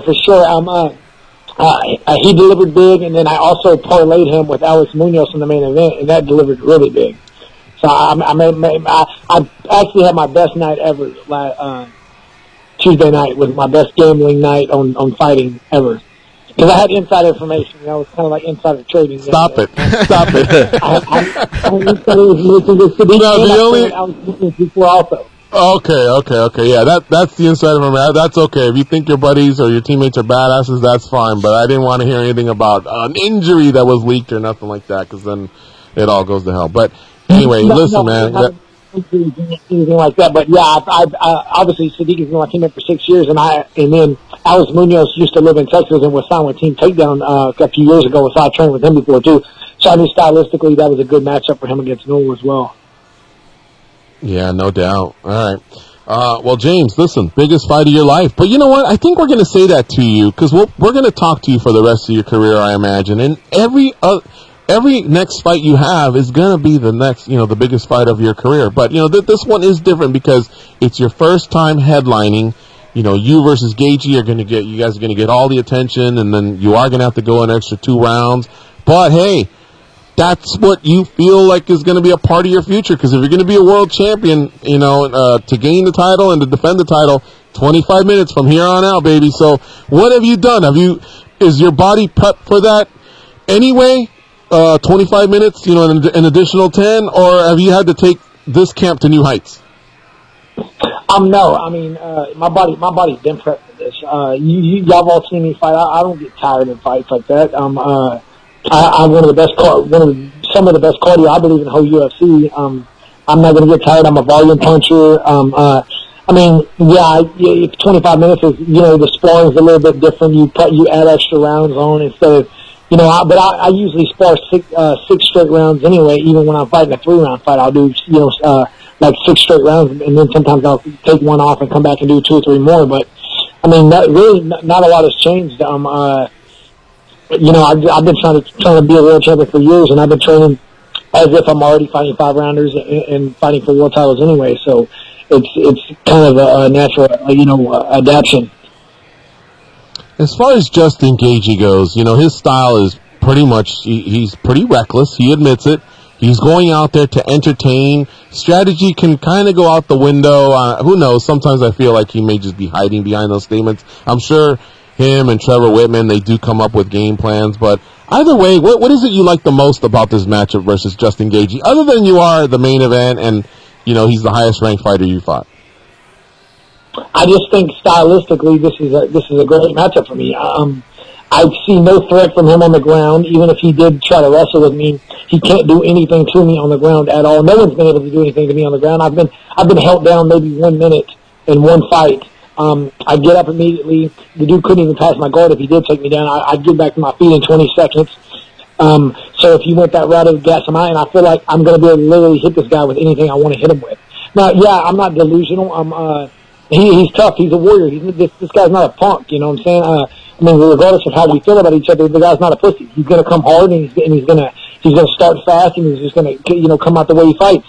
And I just feel like, yeah, I may have to take some leg kicks. I may have some damage. I may be limping after this fight, but I know I have more heart than what he's got. He thinks that he can break everybody in the UFC. Guess what? You're in the UFC now. This is not B-level fighting anymore. Everybody here has got hearts, especially guys in the top 10. You know, world-class fighters. I'm 9-1 in the UFC. You think I got to be 9-1 in the UFC? In the best organization in the world without having heart. If I have to bite down on that mouthpiece, you're going to see who the dog is out of us two. It's going to be me more than him. He's going to be the one getting broke, not me. So I feel like, but I don't have to fight like that. That's the thing is, all those attributes he has, I have the same ones, except I have more skills. And I feel like it's really going to shine because I literally feel like I'm going to be able to connect and hit this guy with anything I want to hit him with. Damn, James got me fired up. Fight's not even for a whole month, and I'm already thinking, when are these two walking down the aisle, like, you know, to get down over at UFC Fight Night 135 in Lincoln, Nebraska? You always do that to us, James. I love, you know, the interviews you give us, but seriously, you always do deliver in the cage as well. But you said something. You said, regardless of how I feel about him, how do you feel about him? Has this now become too personal, and are you going to be able to shed that emotion when it comes to fight time? Because, you know, once you get in there, it's more mental than physical. No, I really don't have a problem with Justin Gaethje at all, to be honest with you. I just, basically, how our whole beef started is he gets, you know, when he fought Michael Johnson's UFC debut, he gets on the microphone after, and he, you know, calling it, saying, well, who's my equal? Tell me who my equal is. Well, you're in the fucking UFC. There's plenty of people that are your equal or better. So, of course, I'm setting cake side. I walk up to Sean Shelby back there and I said, I want that fight. And then I got on Twitter and I said, you know, because you know I was the good little soldier who kept my mouth shut, didn't say shit. You know, was such a nice dude that didn't say anything, didn't talk a lot of shit. I don't try to talk trash to my opponents or whatever, but you know, closed mouths don't get fed. You know, every time I was all that, I was 5-0 in the UFC, didn't have shit, had a shitty contract, had shit. You know, everything sucked. And then once I started opening up, talking, you know, and I'm naturally confident in myself always. I don't really try to disrespect my opponents, and this is the first one I've really actually disrespected. But in my mind, I'm a future world champion, and I can beat all these guys. So I'm just saying what I really feel. But now I'm being more public with it because that's the only way I was able to get this damn fight is the fact that we had beef in the history in the past. If not, I probably wouldn't even got it. So yeah, I'm glad that I spoke up and I said something. But I really don't have a problem with Gaethje at all. I just think that. I don't think he's a top 10 world-class fighter. I think he deserves. I never once said Gaethje doesn't deserve a main event because he is exciting, and I understand it. I'm a fan of watching his fights, but at the end of the day, he's not one of the best fighters in the world, and I'm gonna prove that. You're gonna see. Well, I think it's already been shown. You know, he's been stopped twice in a row once he fought the upper level guys. But who's to say he wouldn't get caught by a dude ranked number 20 in the world? Because we don't know because he's only had 3 fights in the UFC and he's lost 2 of them. James Vick, the Texecutioner, on the hotline right now. We're talking about UFC Fight Night 135, which is going to take place in about exactly 1 month. It's August 25th in Lincoln, Nebraska. He and Justin Gaethje will headline that card on Fox Sports 1. All right, let me turn it over to the guys in Vegas. We have Goes, Dan Tom, and Access TV Fight CEO Andrew Simon over there. All right, take it away, Goes. What you got for James Vick? James, I know that this is the biggest fight of your career, but what about the matchup in general, Justin Gaethje, the style? On paper, would you say he's the toughest opponent that you're going to face? I don't know. I mean, honestly, I don't know on paper because who's he beat? That's what I'm saying, guys. The dude, I mean, I'm not trying to, I know everyone's saying, oh, well, you're saying the same things Michael Johnson said. Well, it's the fucking truth. I mean, we're not lying. The guy, everybody he beat outside of the UFC, literally, not one of those guys would even be ranked in the top 40 in the UFC. And I know I'm not wrong when I say that. Like, everybody he beat in other organizations, not one of those guys would even be ranked number 40 in the UFC. So stylistically, is he the toughest matchup? I don't know. He's probably got the most heart of anybody I'm going to fight. He's a dog. He's going to come and fight. He's not a pussy. And I expect it to possibly be a war. And I'm mentally ready for all that and physically ready for all that. But, I mean, I think that there's plenty of people in the UFC that could beat this guy, to be honest with you. James, I've always known you as a confident person, a confident fighter. What about come fight night? I mean, sometimes the nerves get to all of us. What do you like fight night, and do the nerves ever get to you? No, I'm like a little kid in a candy store, man. I'm telling you, I'm fucking, and I'm in the locker room barking like a dog. I'm fucking jumping up and down. I'm literally like a caged animal ready to go. I'm excited. I love this shit. I mean, I'm not gonna act like you don't get nervous, but I had a lot of, I've had a lot of fights, guys. I'm only 13-1 as a pro, but I had, I had 27 or 28 amateur fights, boxing, kickboxing, MMA. So if you do my Ultimate Fighter record, amateur, kickboxing, boxing, MMA, and pro fights, I've had 50 fights total, in combat sports. And amateur boxing broke a lot of nerves for me because you never knew your opponent. You'd meet them the day you weighed in, and sometimes I'd fight 3 times in one weekend. So all that broke the nerves. So I don't get as nervous, and the nerves get to people who are mentally weak. Like I'm ready for this moment. If God forbid Justin Gaethje beat me, it would be because he was a better fighter than me, not because because nerves got to me. That's for the mentally weak. I'm strong as hell in my mind. All right, Dan, do you want to ask James anything? Or? Yeah, James. Go ahead, Dan. Tom, sorry. No worries. Obviously, Vic's picks, and we talked about it on this podcast before. I've heard you on other podcasts before breaking down fights. But do you have an opinion on the main event for this weekend in Calgary? Obviously, it's your division. If you were watching footage on Gaethje, you probably were seeing a lot of these guys, Dustin Poirier and Eddie Alvarez. Can you break that one down if you got an opinion for us, Vic? Yeah. I think it's gonna go a lot like the first match. I think Poirier is actually going to win this fight. I think that stylistically, I think Eddie's they're both. I think Poirier being a southpaw helps him a lot in this fight, and I think Poirier has a little bit more tools. I think the ground kind of neutralizes each other's, so they're going to be on the feet. And I think the fact that Poirier can punch. He has pretty decently heavy hands. So does Eddie, but I think the fact that Poirier is a southpaw, I think does help him in this fight, and I think he's going to win. I'm not sure how it's going to go though. I'm not sure if someone's going to get caught, or if maybe. But if I have to bet my money, I'm going to pick Poirier to win the fight. I'm a parlay guy, James. Give me another one because you're on fire lately with Vic's picks. So if you give me Poirier, well, what else is out there to parlay him up with? Goes texted me yesterday and told me to pick a parlay, and I'm like, man, this card is, all these fights are so well evenly matched. It's dangerous on this card. Like I really wouldn't parlay if for only odd purposes, not just because I necessarily believe 100% these people are going to win, but for the odds, I would say maybe parlay Jeremy Stevens, Tisha Torres, and maybe someone like Jordan Meehan for a small amount, just because with Tisha's big Tisha and Jeremy Stevens are both underdogs, and Tisha's a big underdog, so it's a possibility, but I wouldn't bet a lot on it. These fights are really close. This is a dangerous one. Pretty much every fight on this card to me is risky. The guys at the Mandalay Bay Sportsbook, they just overheard what you said, and they're sending a limo for you. I think they disagree with some of your picks. But anyway, Andrew Simon, what do you have for James? That's what Westgate said. I broke Vegas and left limits.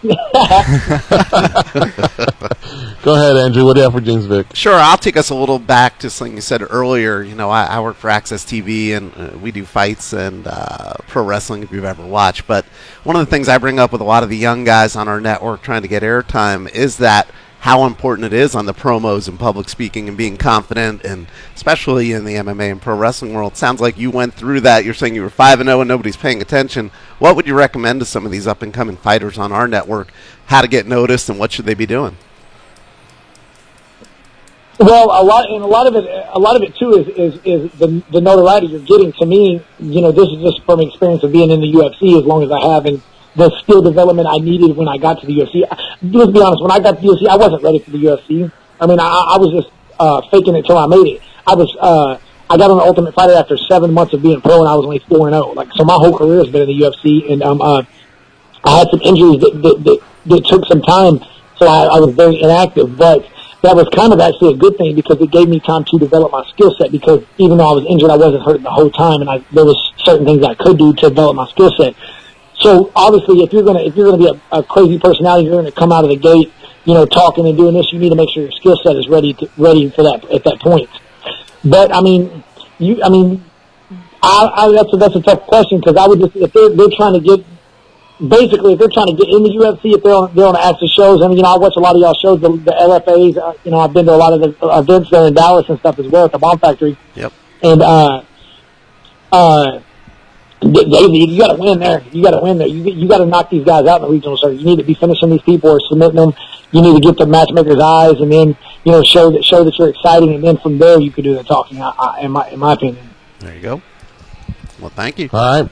Goes, you want to wrap up with James? What was your final question for him? Well, yeah, actually, I wanted him to co-sign on something. James Vick is one of the fighters that we've taken before on one of these trips to Joint Base Langley, Eustis. James, so LFA 46 is going to be in one of those hangars that we went that housed some of them helicopters and all that. Can you co-sign on, A, the Soldier's Creed has to be read at some point in that broadcast, and just the energy that these troops bring every time we walked up to them, how excited they were and how crazy that night's going to be? Oh, it's good. Y'all are going to have an amazing time there for sure.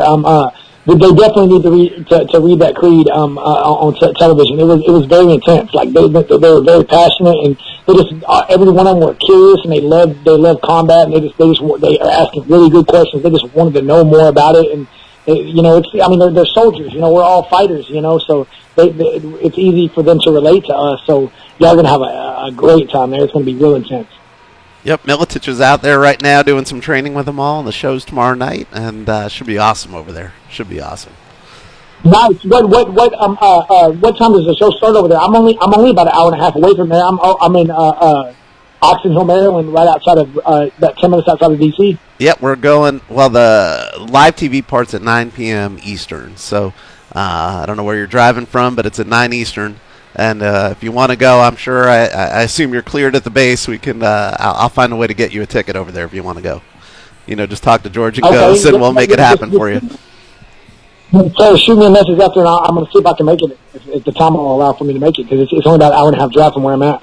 Awesome. Yeah. Man, that'd be awesome. All right. There you go. All right. Well, in the meantime, James, thank you very much for talking to us here. I know you're mid-camp for what's going to be, the biggest fight of your life, you versus Justin Gaethje at UFC Fight Night 135. I can't wait, man. You guys have both been phenomenal over the years. You guys have, turned in some great fights, and I know when they bring you guys together, that one's going to be an awesome fight for you as well. So we definitely look forward to it. I hope you have a safe camp, and I'm sure we'll talk to you on Fight Week. And in the meantime, we will try and get you the details over there. So if you have some time to get down to JBLE, I'm sure they'd love to have you back.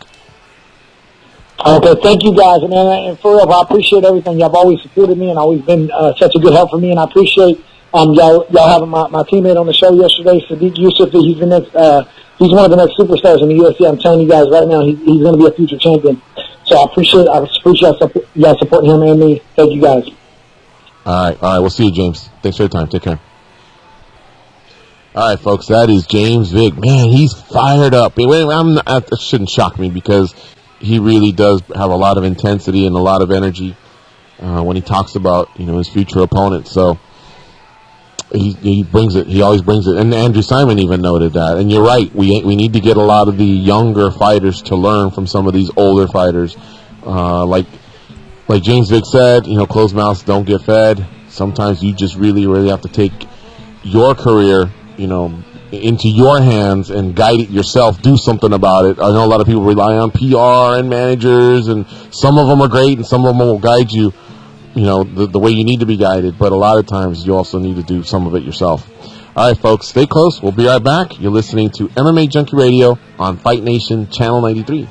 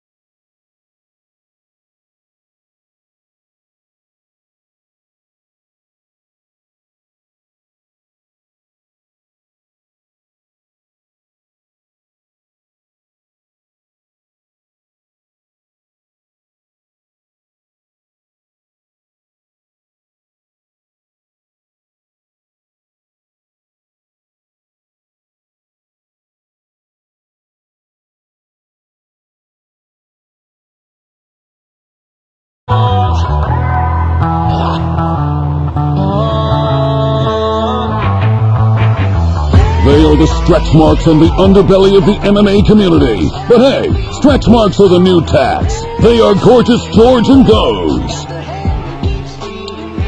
You know what, Junkie Nation? The hell with the next read. Andrew Simon Oh my God. Goes.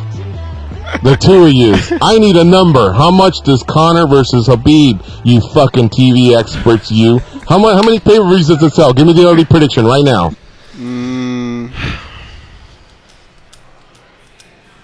Little over 1 million. Give me a number. 1.1. Interesting. By you. Okay. I say 9-10. 9-10? Yeah. Yeah, I think people are going to steal it. You guys are nuts. I think people are stealing pay-per-view more than the last time they fought. And I think people will find a way to watch it for free.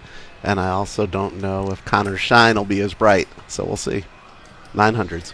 Dan Which is Tom? still a huge number. I mean, I think, that's a giant number. Mm-hmm. Boy. Dan Tom, how about you? He makes a great point, but I don't want to go in the middle just to steal. So I'll go lower. I'll go 8.9. He's doing the Price is Right. You don't want to bust. And yeah. Are you in the 1.6 range still, George, or what are you thinking? Dan, how about you, Danny Okers? Well, let's do one more, and then I'll give you mine.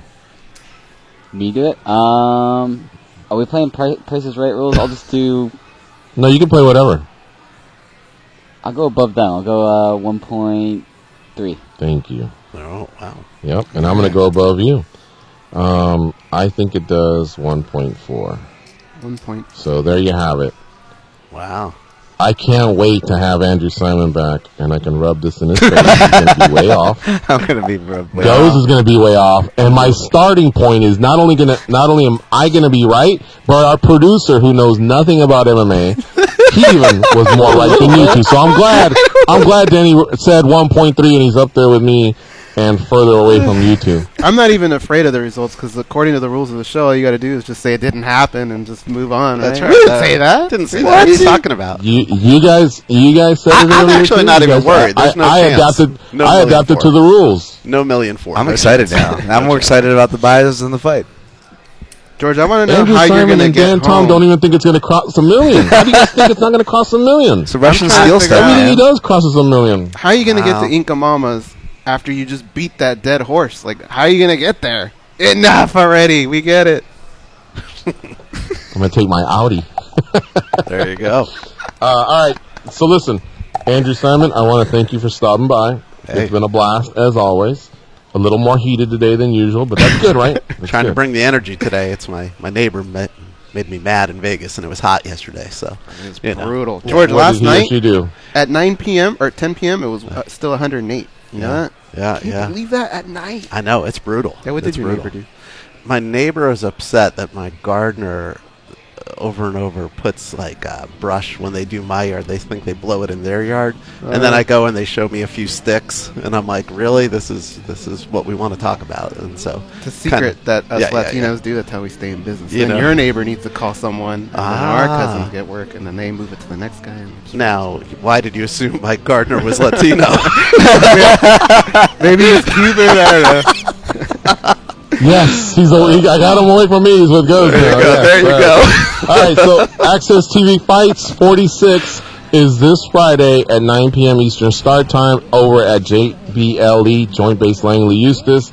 And then don't forget, in 1 week, on Friday, August 3rd, it's CES MMA 51. They're out in Rhode Island for that card. And then back on August 10th, 9 p.m. Eastern Time, it's Legacy Fighting Alliance back in business, and this time it's 47, and they're in Dallas, Texas, with an interim belt there, Damon Jackson and Nate Jennerman. All right, so thank you to James Vick and Andrew Simon for their time. Danny and Dan, great job as always. Goes, you were all right this time. You weren't as good as usual. I took it to another level, though. I was fantastic. We'll see you all tomorrow. Jay Haran will be in studio. Might have some more guests. Keep it locked on the preview to find out before the show. All right, we're out of here. Go out and be a champion.